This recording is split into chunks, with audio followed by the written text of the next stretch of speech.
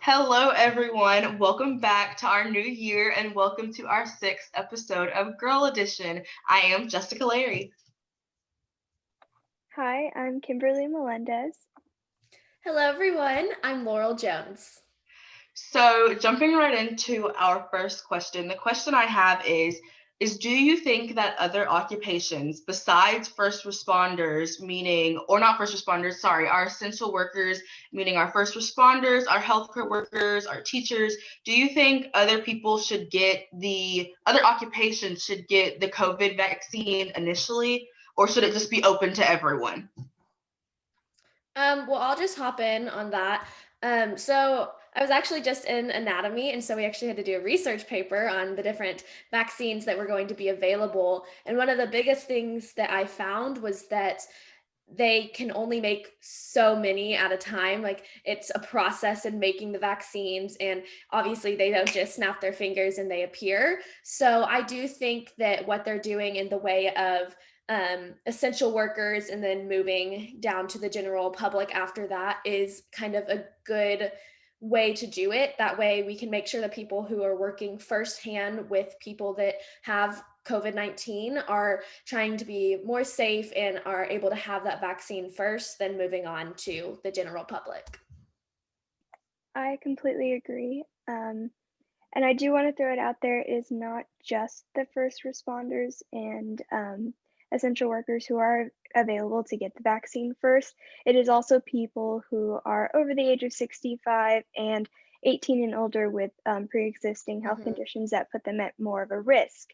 So we do have like a pocket of people who would be able to get that vaccine other than people who are dealing with COVID firsthand. But I do agree. I think the way they're handling it is very responsible because if you're dealing with COVID firsthand, of course, you're going to want to make sure that you have that vaccine so you are not putting other people at risk yourself. Yeah.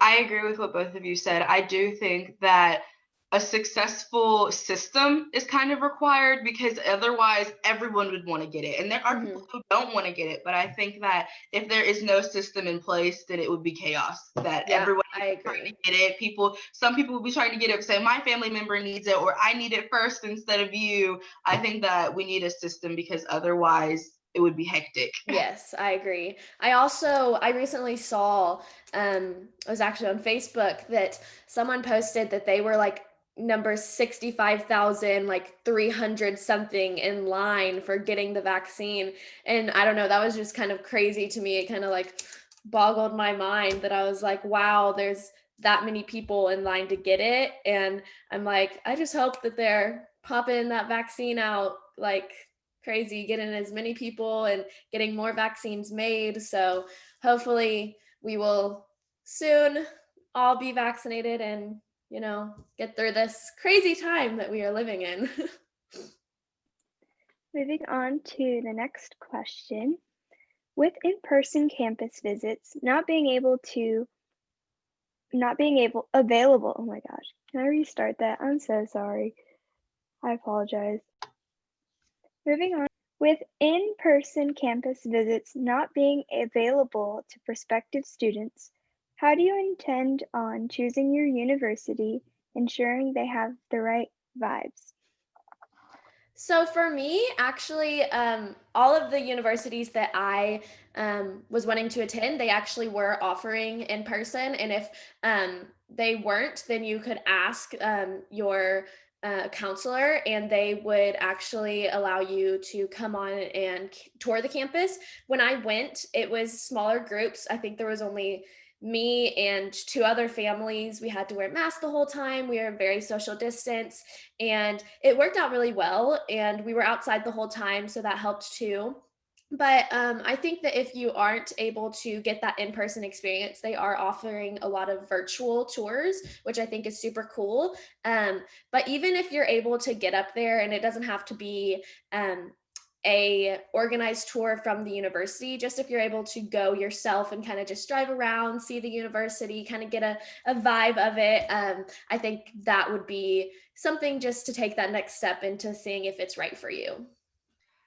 I know that one thing for me personally is that a lot of the schools that I had applied to only have virtual. So mine is the opposite of Laurel's. But the virtual visits don't really go that far in depth for me. Like I can't really get a good Same. grasp of the vibe I Yeah. would get from the school through the virtual visit. So what I do is I go to YouTube and I type in the school and I will go to the top video and it will say like a day in the life of a blank Mhm. university student, and I watch all of their YouTube videos because they talk about how food is, how their dorms are, like what the classes are like, how far apart things are on the campus. I just think that the YouTube videos are way more beneficial to me than the Yeah. virtual tours because it's one person, a student specifically, speaking about how their 4 years of college was there, what they liked about it, what they disliked about it. And it's very real compared to the virtual visit saying, here is the lunchroom, here is a study hall. I think that Yeah. those help more to see what it's really like than the virtual tours. I agree. I also noticed that lots of schools were offering things just like that, but it was kind of like a Zoom session with a student that's there, and you get to ask them questions just like what you were watching on YouTube. So definitely look out for those opportunities if you are looking for getting more of a feel of the school. I think that is definitely something to ask about because most universities are offering programs like that just because of the state of the world right now. For sure. For me, almost every single school I applied to is out of state, and I can't really fly around the country. Like, I'm from I applied West Coast to East Coast and everywhere in between. And so flying out there and getting to visit the school is not really an option. And of course, they're not really doing in person either. So all that I've been able to do is, do those online visits and watching them. And I've also looked at those day in the life videos, but for my specific major, I was like, well, how can I see for me specifically how life would be like for me? I'm a vocal performance major with a pre med track. So I was like, well, how can I figure this out? Some really great opportunities that I've been able to really catch the vibes in the best way possible was emailing some professors Mhm. and having and ask for one-on-one time. So for me, that looked like a voice lesson, and I really got to like get the feel of a school based on that voice lesson. Not only do I get to feel the teaching style of the voice teacher and how they teach their students, the kind of vibes they give. Are they really constructive criticism based? Are they wanting to see you grow? Like, what kind of teaching styles do they implement at their school? And then also, they're super willing to answer questions about the school life and then how students are in general. So that was a really great way to do it for me. And then also, if you ask, you can always try asking to sit on in a class because most classes are Zoom based, right? Yeah. And so just popping on, watching a class, mic off, video off, just seeing how they conduct their classes is really beneficial to see if you would fit in that kind of environment. So those are two different ways that I've really tried to grasp. Hey, I think I would fit in this kind of environment, or maybe not so much. And so those are two different things that I've done. I know that might not work for everyone, specifically as a music major. It's been a little bit different just because voice lessons are pretty common to ask for. So I don't know, if you're a biology major, maybe you can ask to talk to a professor about what you guys do in a lab. I'm not sure if they'll be as willing because that might be a little bit of a stretch, but it doesn't hurt to ask for sure. But I know that catching vibes for schools is a really big part of the college choosing experience, and it sucks for us going to college this year and not being able to really grasp that and making our own decisions. So yeah. I think that those are awesome ways to catch the vibe of the college that you went. So definitely, if you're watching right now and you're struggling, I think those are some awesome resources that you have available. So for my question is, sorry, my dog is at my door.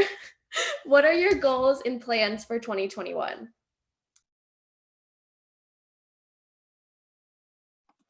Well, for me, I'm trying to get into college. I feel like that's a big goal for most of us seniors this year. And just picking the right school for me, getting into the school, that's a big one. I don't find out if I get into most schools until April 1st because music schools are like that. So I'll be waiting a while. But yeah, just really getting into college, getting the best scholarships that I can. That's my big goal for 2021. Yeah, I agree. I think it's like that for a lot of us seniors. Applying to the right schools, making sure they're the right fit, graduating, making sure everything is in line and correct so we can succeed in our future. But I think senior year, just doing great senior year and finishing off strong is definitely one of bigger goals for this year. I agree with both of you. Mine are pretty much the same. I have one more cheer competition coming up, so definitely going out with a bang with that would be awesome. So that's pretty much my goals, just getting through this year, graduating, and just getting ready for college. So that's something I'm super excited about. And I know all of us here are seniors, so we're kind of all in the same boat right now. So yeah, We just trying to graduate. literally. For Yeah. sure. Well, thank you everyone so much for tuning in today. We had so much fun. Make sure that you are keeping an eye out on our social media platforms for upcoming Girl Edition events and dates. And we can't wait to see you next time. Bye. Bye. Bye.